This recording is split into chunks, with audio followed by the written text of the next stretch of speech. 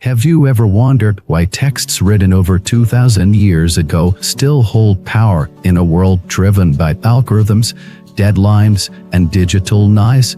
Have you ever felt like modern life is moving too fast, leaving you anxious, fragmented, or disconnected? Welcome back to the channel. Today, we're taking a journey into one of the most profound spiritual texts ever written, the Diamond Sutra, and what its timeless truths may be the exact anchor you need in the chaos of 2025. The Diamond Sutra isn't just another ancient scripture collecting dust on a monk's shelf. It's a spiritual scalpel cutting through illusion, ego, and attachment with crystal clarity. It's called the Diamond Sutra because, like a diamond, its wisdom is sharp, indestructible, and brilliant. And in a world that often feels confusing, overwhelming, and uncertain, its message is more relevant than ever.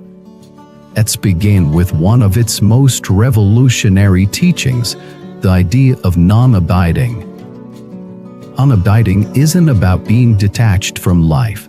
It's about not clinging especially to ideas, identities, outcomes, and expectations. In our hyper-connected lives, we are bombarded with opinions, trends, labels, and digital feedback loops. We cling to status, appearance, followers, and the illusion of control. But the Diamond Sutra teaches us something radical.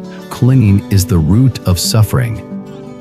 To not abide in anything is to remain fluid, to be fully present, yet not imprisoned by the moment.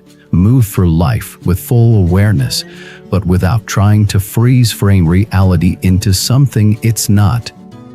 Imagine this: your job changes, your body ages, your relationships evolve, your emotions rise and fall. This is life. But when you cling to a title, to an image, to a feeling, you suffer. You're fighting the current instead of flowing with it. Unabiding is not indifference, it's freedom. It's the ability to meet each moment with clarity and adaptability. When you release the need for things to be permanent, perfect, or predictable, you find peace in what is. That peace is deeply connected to another central teaching of the Diamond Sutra, the illusion of self. You live in a culture obsessed with self-definition. Who are you? Your job title, your Myers-Briggs type, your political view, your follower count.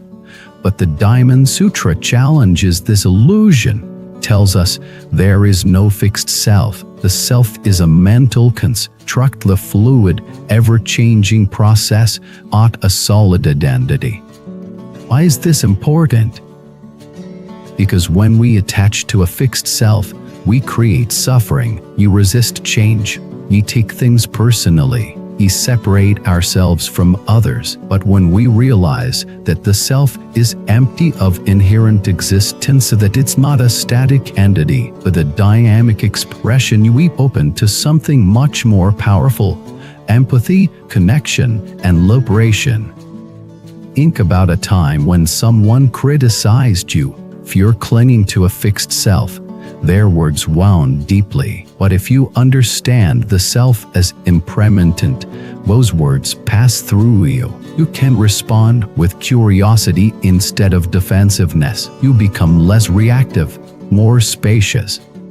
And here's the paradox: when you let go of the fixed self, you become more authentically you, not the ego self trying to prove or protect, but the deeper, witnessing presence behind all identities. It leads us to one of the most profound ideas in the Diamond Sutra, the interplay between emptiness and form. You've heard the phrase, form is emptiness and emptiness is form. At first glance, it sounds abstract, even nihilistic, but it's not. It's a truth that can transform how you see everything. Emptiness doesn't mean nothing exists. It means nothing exists independently, permanently, or in isolation. Everything rises in dependence, where thoughts depend on conditions, where body depends on food, breath, and time, where relationships depend on shared experiences and mutual perception. When you truly grasp this, disappointment begins to dissolve. You stop expecting permanence from impermanent things. You stop demanding stability from what is inherently fluid. You see things for what they are, temporary, interconnected, and beautiful precisely because of their impermanence. Look at a flower. Blooms, fades, dies. Few cling to the bloom. You miss the full life cycle. Few embrace the whole. You love without attachment. This vision of emptiness leads to tremendous freedom, not from life, but in life. And now, let's talk about how to cultivate what we call the diamond mindset. This isn't just about memorizing sutras or meditating in caves. It's about living with unshakable clarity in the real world. It's about seeing through illusion while remaining fully engaged. It's about walking through change, challenge, and uncertainty with grounded compassion and radiant wisdom. Here are a few practical ways to begin integrating the Diamond Sutra into your daily life. Practice non-abiding by noticing where you cling, whether to ideas, outcomes, or self-image. Can I allow this moment to be as it is? Pause, breathe, let go. Deconstruct the self gently. Instead of saying, I am this, try, I'm experiencing this. It softens identification and invites curiosity. Contemplate emptiness by looking at everyday objects. Ask, what conditions gave rise to this? Expand your awareness beyond the surface. Replace reactivity with presence. When someone triggers you, observe the reaction without feeding it. Watch the wave rise, peak, and pass.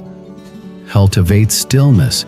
Even 5 minutes a day of silence, breathing, witnessing, doing create a space for insight.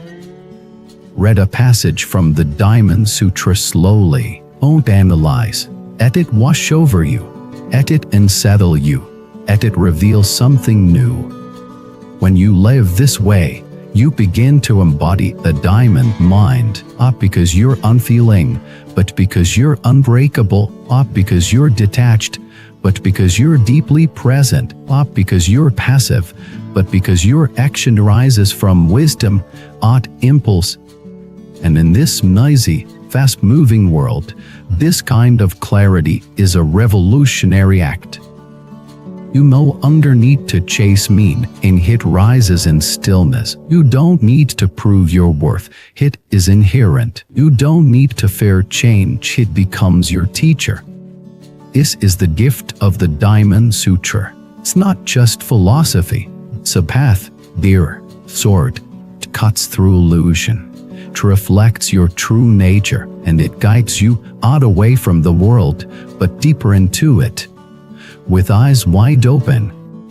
Thanks for watching this video. If the teachings of the Diamond Sutra have touched you, or if this is your first time encountering its light, share your reflections in the comments. Let's build a space where ancient truth meets modern awakening. Subscribe for more explorations into timeless wisdom. Like the video if it brought clarity to your journey. And consider joining as a member to support this growing sanctuary of conscious seekers. Until next time, walk with awareness, live with lightness, and remember, you are the diamond. The clarity you seek is already within you.